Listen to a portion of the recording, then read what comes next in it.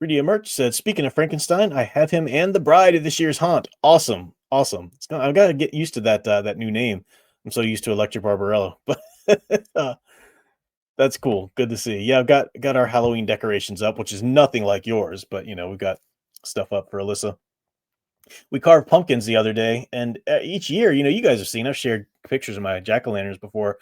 I like to carve like characters. Like I've carved Alice Cooper, or I've done Skeletor, Beastman, stuff like that.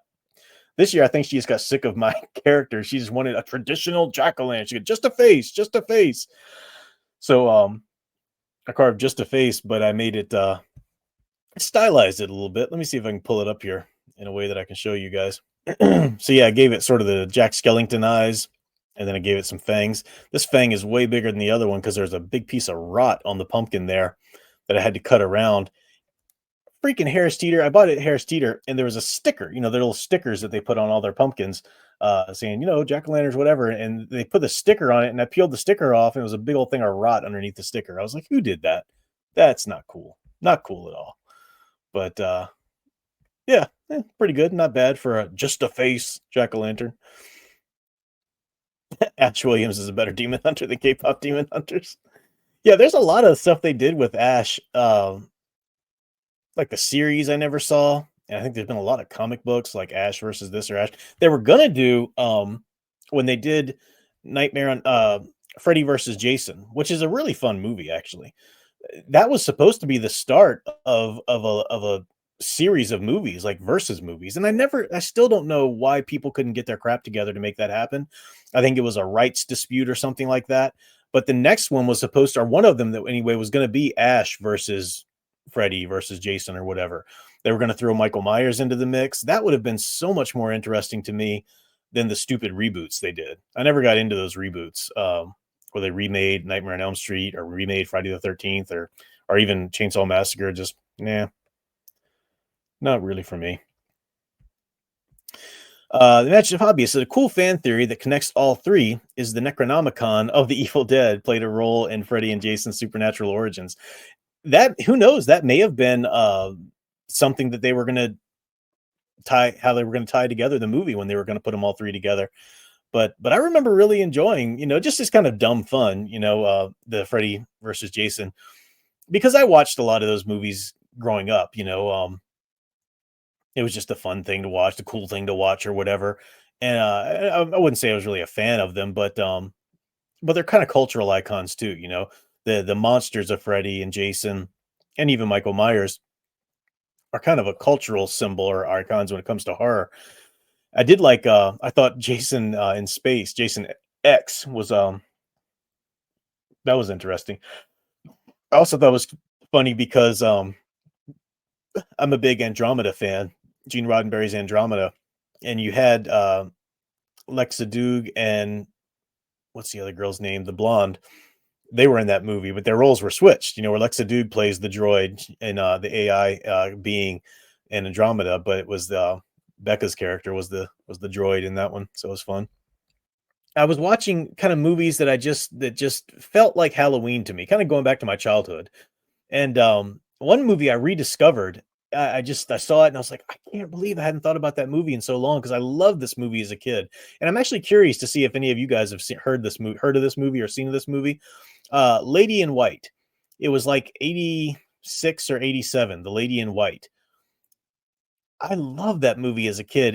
Obviously an 80s movie, but it was set in the early 60s, like 62 or 63 or something like that.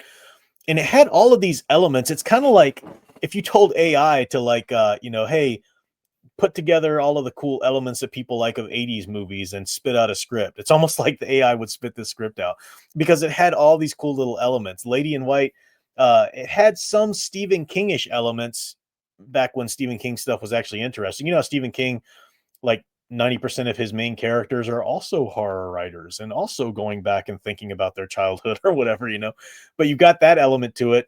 I told Sound Engraver it's kind of like Something Wicked This Way Comes crossed with To Kill a Mockingbird. As weird as that sounds, that's kind of what it is. It starts out at Halloween and it ends at Christmas, so it's a really cool holiday. It's a ghost story. It's also a coming of age story. it's a story that, kids can watch. It's a fun, like, it could be a family movie, but it's spooky. I mean, not like horror spooky, but as a kid, it terrified me. Because it has the woman. I can't remember the actress's name, but the redhead from Who's the Boss back in the day. She plays this character, and she's so creepy looking. Even as a kid, I knew that was so and so from Who's the Boss, but it still didn't matter. She was just creepy looking. But yeah, it's not a horror at all. It's just a ghost. It's everything that a really good ghost story should be, and I love it for that. And it's got a good family, relationships and messaging to it too. It really great atmospheric film. It's set in it's a town in is it a town in Maine? It's some New England town there, I think. And man, I just loved it. I watched it again and I was like, man, I'm just so glad I rediscovered this film because it's so great. Studio Sips in today's here. Lady in White? Why she gotta be white? Well, there is the Lady in Black, which was like an old was it an old Hammer horror movie? I know they did the remake with Daniel Radcliffe. I never saw the remake. But yeah. So when it comes to those kind of like I've heard people call them cozy Halloween movies. I don't know. I don't really like that word cozy because that implies like it's, here's the Care Bears Halloween special, or something like that. And that's not what I'm talking about. But I do get why people might call them cozy in the sense that they're not really horror movies, like Ernest Scared Stupid. Forever going to watch that at Halloween time. It's wonderful. It's beautiful. I love it. Lady in White, like I said, um, something like Monster Squad, though it technically doesn't take place around Halloween. Just love that kind of stuff where you get the vibes. You get, the original Hocus Pocus, for example, another great one like that. It's really fun. So I'm trying to watch some movies like that now just to kind of have some fun here and maybe watch some more. There is WNUF Halloween special. I have not seen this yet. It looks really, really cool to me. So I think I'm going to watch that on Halloween night because after we take Alyssa trick or treating, we usually get some pizza. And once Alyssa's tucked in bed, I have to stay near where she sleeps because she could get up and just wander out of the house. So I stay around and I'll just put my headphones in and watch TV. And I might watch that movie then because the premise looks great to me. It's like an old 80s, and many of you have seen it, probably most of you have seen it, I know. I would have seen it by now, but Fan Man's the one to blame for this because he watched it and he hated it. And he told Big Al and I how much he hated it, and it was all, I was like, oh, well, yeah, I guess I'll just skip that then because it's a problem. And then like this year, like a couple months ago, he's like, have you guys seen WNUF? Man, it's so great. I'm like, you said you hated that. He goes, well, that was the first time I watched it. I watched it again, and then I realized I liked it. I'm like, make up your mind, Waldorf. so, so I'm excited about watching it again now. It was an old 80s local television station Halloween night, and commercials and everything I think are part of it. It's like you're watching, and I grew up in an area with a little local affiliate NBC station, and you got that, the local news station look. And but they're also like as part of their Halloween special, there's ghost hunters in this house, and they're like live broadcasting their investigation or something like that.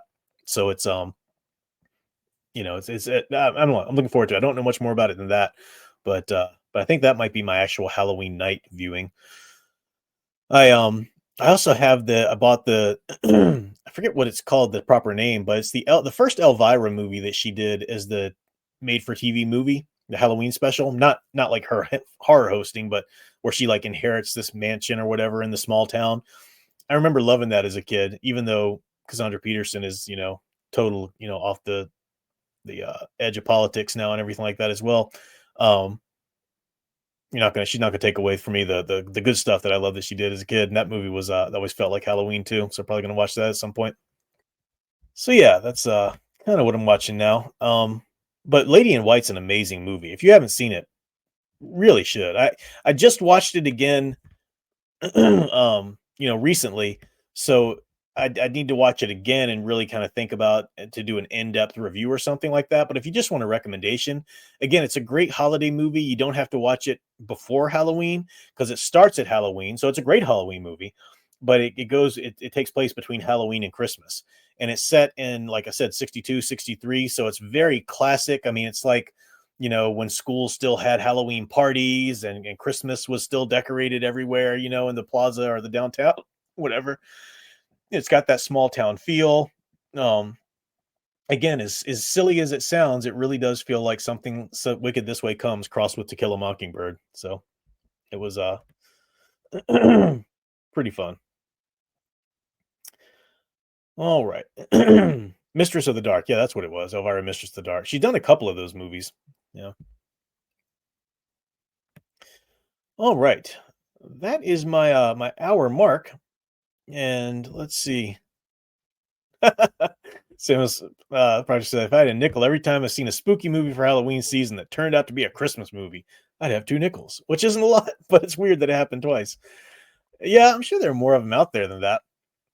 But I like that. I like a movie that can kind of branch the and Halloween and Christmas obviously two very divergent holidays in the sense that one is about peace and love and all of that, and Halloween's for spooky stuff.